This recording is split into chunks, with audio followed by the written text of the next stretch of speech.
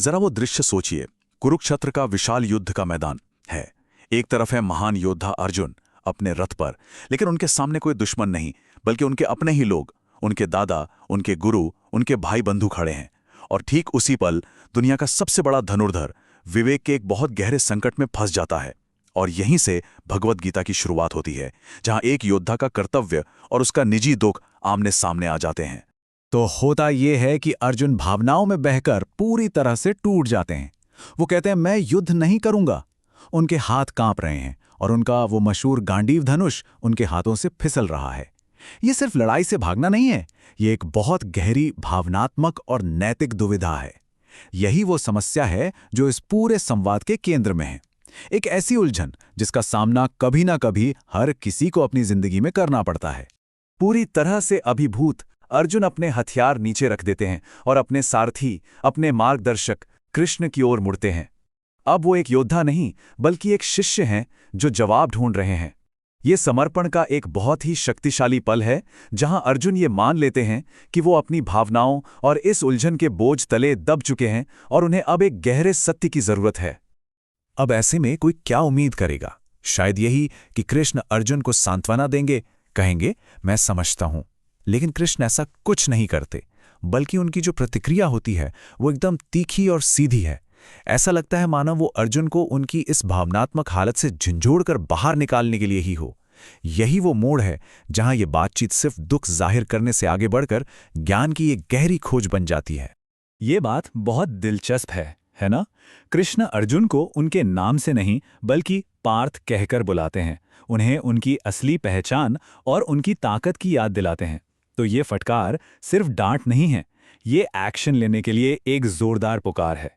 और इसी एक फटकार से ये पूरी बातचीत एक भावनात्मक दुखड़े से निकलकर एक गहरे आध्यात्मिक सत्य की खोज की तरफ मुड़ जाती है।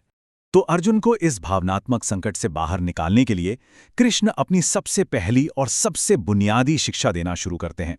वो अर्जुन के दुख का इलाज जीवन और मृत्यु की असलियत को एक बिल्कुल नए नजरिए से समझाकर करते हैं। वो सीधे समस्या की जड़ पर वार करते हैं, और वो जड़ है विनाश का डर। और इसका जवाब वो ज्ञान से देते हैं। तो सबसे जरूरी बात क्या है? कृष्ण शरीर और आत्मा यानी आत्मन के बीच एक साफ फर्क बताते हैं। शरीर वो तो बदलता है, बड़ा होता है और एक दिन खत्म हो जाता है। लेकिन आत्मा स्थायी है, वो कभी नहीं बदलती और उसे नष्ट नहीं किया जा सकता। यही वो असली सार है जो कभी नहीं मरता। इस पूरी शिक्षा को समझने के लिए एक शब्द बहुत जरूरी है, देहिनः, यानी देह धारण करने वाली आत्मा। इसका मतलब ये हुआ कि हम ये शरीर नहीं हैं, हम वो आत्मा हैं जो इस शरीर में रहती है। ये एक बहुत ही साधारण सी बात लगती है, लेकिन ये हमारे खुद को देखने का नजरिया पूरी तरह बदल देती है। और देखिए, ये बात सीधे सीधे अर्जुन के डर का जवाब है।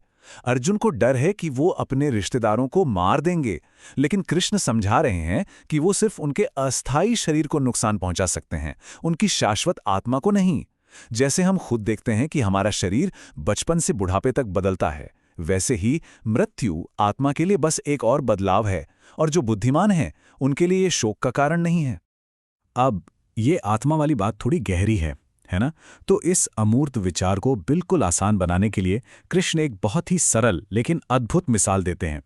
एक ऐसी मिसाल जिसे दुनिया भर में लाखों लोग जानते हैं और जो पुनर्जन्म के विचार को बहुत ही सरल बना देती है।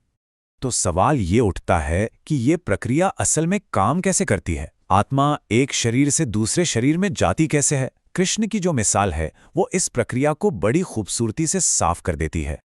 जरा इस प्रसिद्ध मिसाल की ताकत को समझिए। यहां पर मौत को एक भयानक अंत की तरह नहीं, बल्कि कुदरती बदलाव की तरह देखा जा रहा है।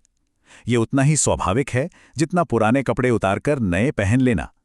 ये पूरी प्रक्रिया से डर को बाहर निकाल देता है और इसे जीवन के एक सामान्य हिस्से के तौर पर दिखाता है। तो इस प्रक्रिया को अगर स्टेप बाय स्टेप देखें तो ये कुछ इस तरह है।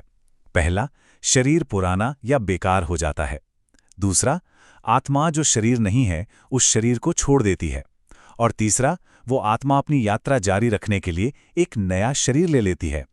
कितना सरल, तार्किक और गहरा है ये। लेकिन याद रखिए, कृष्ण सिर्फ एक दार्शनिक नहीं है, वो एक मार्गदर्शक हैं। और ये सारी गहरी शिक्षा एक बहुत ही व्यवहारिक मकसद पूरा करती है।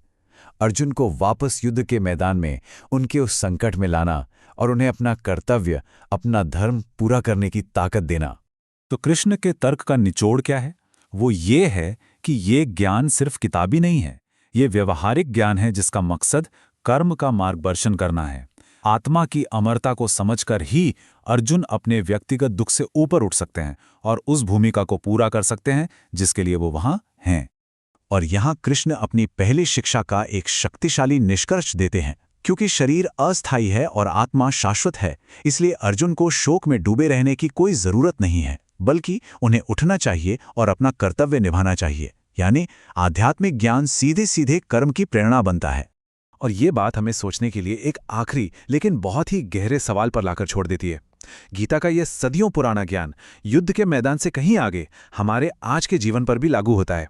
अगर हमारा असली सार शाश्वत है तो ये हमारे रिश्तों को, हमारी जिम्मेदारियों को और इस दुनिया में हमारे मकसद को देखने का तरीका कैसे बदलता है? ये एक ऐसा सवाल है जो आज भी उतना ही प्रासंगिक है जितना हजारों साल पहले था।